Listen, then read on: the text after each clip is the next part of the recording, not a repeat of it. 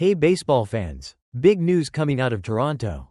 The Blue Jays have just agreed to a major deal with free agent outfielder Anthony Santander. But what does this mean for the future of Pete Alonso? With Toronto now entering luxury tax territory, it looks like Alonso's chances of landing in Toronto might be slipping away. Let's break it all down. 1. Toronto signs Anthony Santander. First things first, the Blue Jays have officially signed Anthony Santander to a 5-year deal worth $92.5 million. Santander, who was an All-Star in 2024, had an impressive season with the Baltimore Orioles, hitting .235 with 44 homers and 102 RBIs. It's a big move for the Jays, but one that could have serious implications for their pursuit of other big-name players, like Pete Alonso. Now, while Santander adds a powerful bat to the Jays lineup, this signing also pushes the team into luxury tax territory. They're now projected to have a payroll of $240 million, the 7th highest in baseball. But here's where it gets tricky. Adding Santander may make it tough for them to also sign a big-ticket player like Alonso. 2. Luxury tax and the impact on Alonso. Why does this matter for Pete Alonso? Well, the Blue Jays' payroll is now dangerously close to the luxury tax threshold.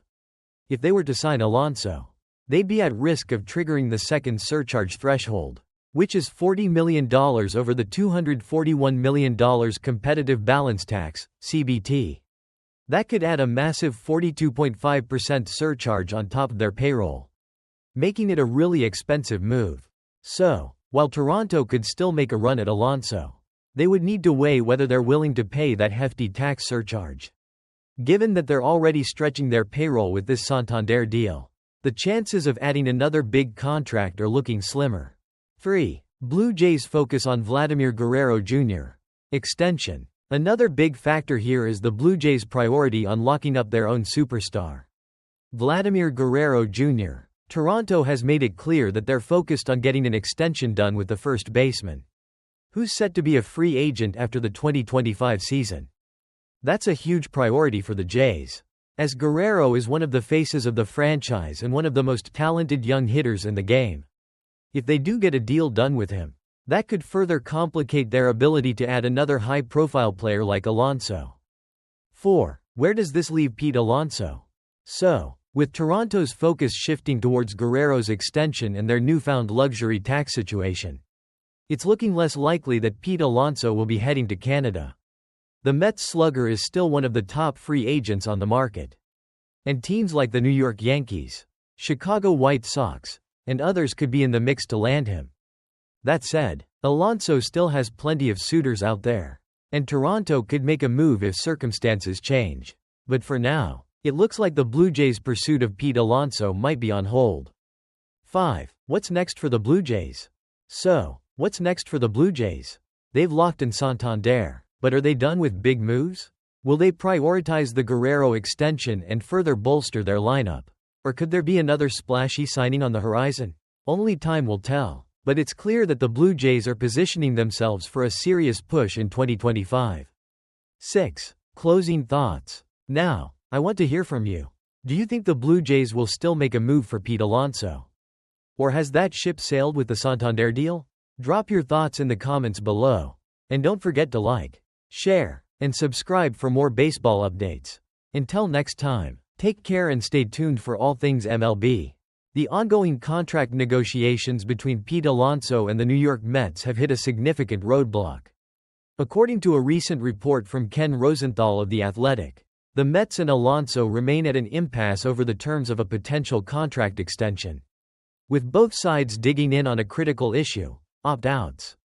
The offer breakdown. According to the report, Alonso's camp proposed a 3-year deal with a high average annual value, AAV, and opt-outs. These opt-outs would provide Alonso with the flexibility to test the free agent market again after 1 or 2 seasons, assuming he continues to perform at a high level. This offer reflects Alonso's desire for security in the short term while also giving him the chance to capitalize on his value as he enters his prime. On the other hand, the Mets countered with a straight 3-year offer, but with no opt-outs, aiming to retain control over the first baseman for the entire term of the deal. The Mets prefer a stable and predictable contract structure, which would guarantee Alonso's services without the threat of renegotiations or the potential of losing him prematurely.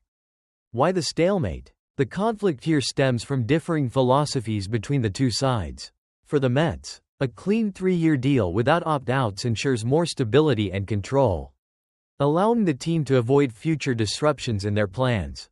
The Mets, as a big market team, are likely focused on establishing a long-term roster while also managing their finances effectively.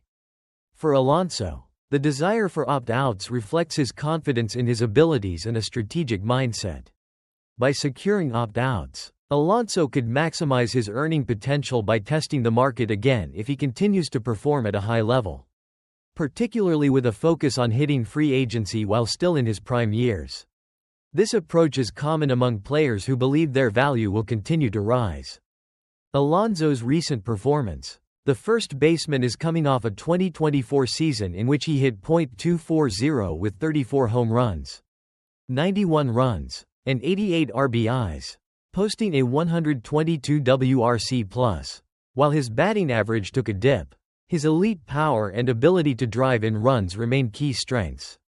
His production continues to make him one of the top sluggers in the league and an essential part of the Mets offense. With his power and run-driving ability at the forefront, Alonso may feel confident in betting on himself to continue putting up strong numbers in the future. A short-term deal with opt-outs could allow him to maximize earnings, especially if his performance remains at an elite level, while also offering him flexibility. Mets pivot.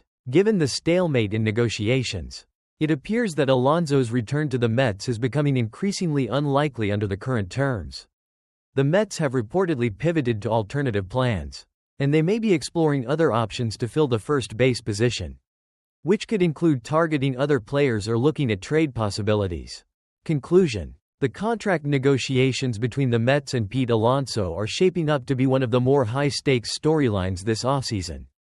The Mets are seeking certainty and control over their roster, while Alonso is angling for flexibility to secure potentially higher earnings in the future. With both sides remaining entrenched in their positions, it remains to be seen how this situation will unfold. If a deal cannot be reached, the Mets may need to prepare for the possibility of moving on from one of their star players, while Alonso may need to weigh his options and consider other offers as he looks to secure his future. The New York Mets and Pete Alonso remain at a standstill, with time running out as both sides continue to dig in their heels. According to recent reports, the Mets are sticking to their short-term offer to Alonso, which includes a 1-year opt-out. The specific financial details of the offer are unclear, but David Stearns and the Mets front office are not budging on the terms, aiming to maintain control while offering Alonso some flexibility. Owner Steve Cohen is reportedly supportive of this approach, as the Mets remain firm in their stance. While the Mets have been clear about their admiration for Alonso as a player and person, they are not willing to overextend themselves on a long-term deal at this time. The front office is also actively working on other plans for their infield, with a particular emphasis on youth and versatility for the 2025 season.